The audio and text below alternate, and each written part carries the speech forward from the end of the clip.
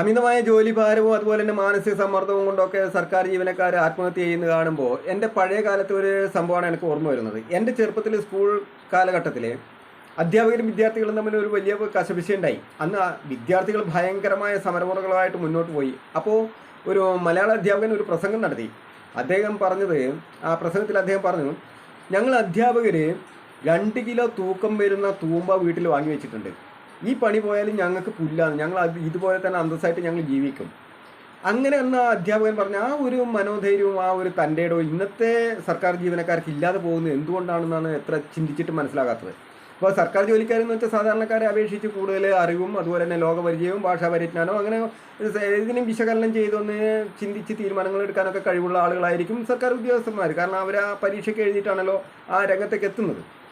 അങ്ങനെയുള്ള ആളുകൾ ഇത് ആത്മഹത്യ ചെയ്യുക എന്നൊക്കെ പറഞ്ഞാൽ ഭയങ്കര വിചിത്രമായിട്ടാണ് തോന്നുന്നത്. അവർക്ക് ഈ ജോലി രാജിവെച്ച് ഇപ്പോൾ സ്ട്രെസ് ഇത്ര കൂടുതലുള്ള ഒരു ജോലി ഉണ്ടെങ്കിൽ അത് രാജിവെച്ചിട്ട് മറ്റെന്തെങ്കിലും ഒന്ന് തുടങ്ങിക്കൂടെ?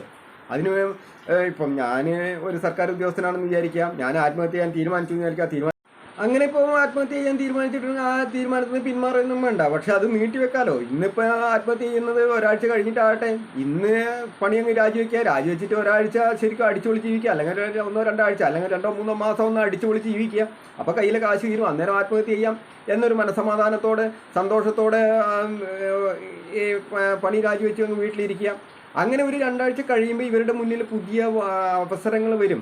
അത് അവസരങ്ങൾ എങ്ങനെയെങ്കിലും വരും. ചിലപ്പോൾ ഇതിനേക്കാൾ ശോഭനമായ ഒരു ഭാവിയായിരിക്കും അവരുടെ മുന്നിൽ എത്തുന്നത്. ഇപ്പം യൂറോപ്യൻ കൺട്രീസിലൊക്കെ പോകുന്ന ആളുകൾ ഇവിടുത്തെ സർക്കാർ ഉദ്യോഗസ്ഥന്മാർ സമ്പാദിക്കുന്നതിനേക്കാൾ എത്രയോ ഇരട്ടി അവർ സമ്പാദിക്കുന്നുണ്ട്. അതുപോലുള്ള എന്തെങ്കിലുമൊക്കെ ചാൻസുകൾ അവരുടെ മുന്നിൽ വരും. പക്ഷെ അതിനും കാത്തു നിൽക്കാതെ ഇങ്ങനെ ആത്മഹത്യ ചെയ്യാന്നൊക്കെ പറഞ്ഞാൽ അതൊരു ആന മണ്ടത്തരായിട്ടേ എനിക്ക് തോന്നുന്നു.